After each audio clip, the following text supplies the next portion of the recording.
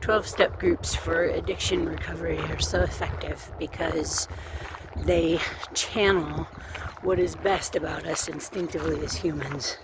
They orchestrate it in a way that amplifies the power to make lives better. First, we learn how not to be a dick to ourselves, and then we learn how not to be a dick to others. We take responsibility for what we've done. We process the effect that trauma has had on our coping mechanisms and self-worth and all that jazz. And it's all free, which amazes me.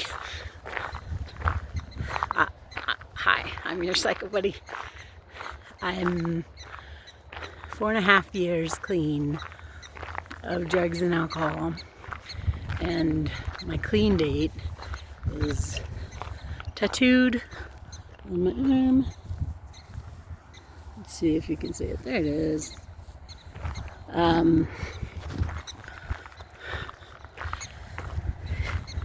That was the first time I ever went to a 12-step meeting in COVID and on Zoom, and I've been clean ever since that day. Relapse doesn't have to be part of our story, but it is part of a lot of people's stories. The thing about 12-step groups is there's a big focus on changing behaviors, big focus. And the thing that we say at every reading, one of the things is that I'll interact with my new associations who are not using. And it's being able to witness other addicts or alcoholics' success in transforming their own lives that is so powerfully healing. The therapeutic value of one addict helping another is without parallel is very much true because we empathize. And not only do we empathize with turning to addiction, we empathize with the reasons that we all turned to addiction.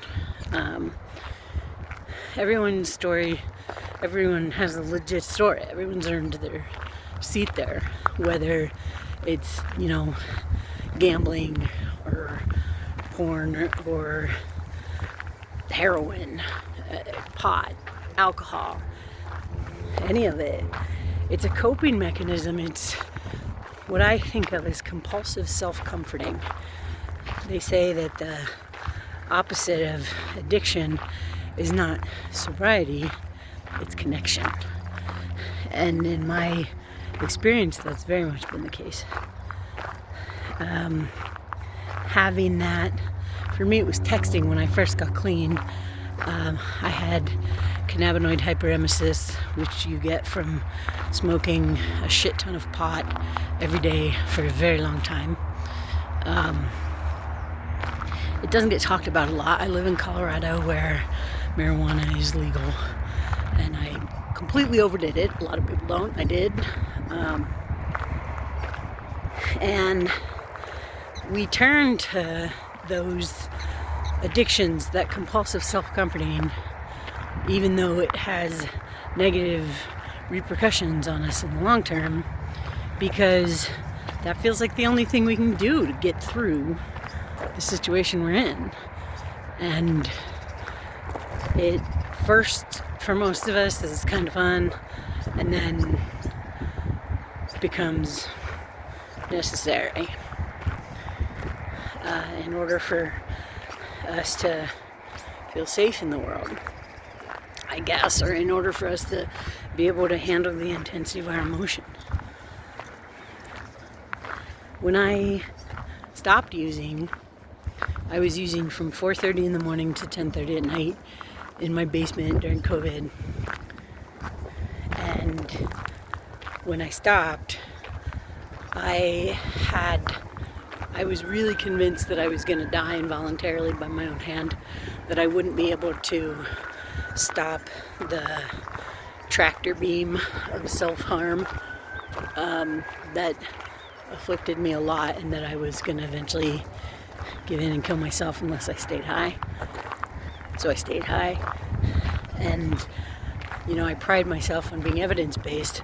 So every day that I got high and didn't kill myself, that night I was like, oh, still alive. Guess I'll get high all day tomorrow. But the problem was I never tested that assumption by stopping. You know, I thought that the cannabis was helping all the nausea and all the body pain, and it turned out it was actually causing a lot of it. And I went, anyway, the short of it is I went from using all day alone in my basement to now I own a company, and I love employing addicts in active recovery because we recreationally hold ourselves to high standards of behavior, the spiritual principles. You know, I get to help other people. I'm out here, I get to travel.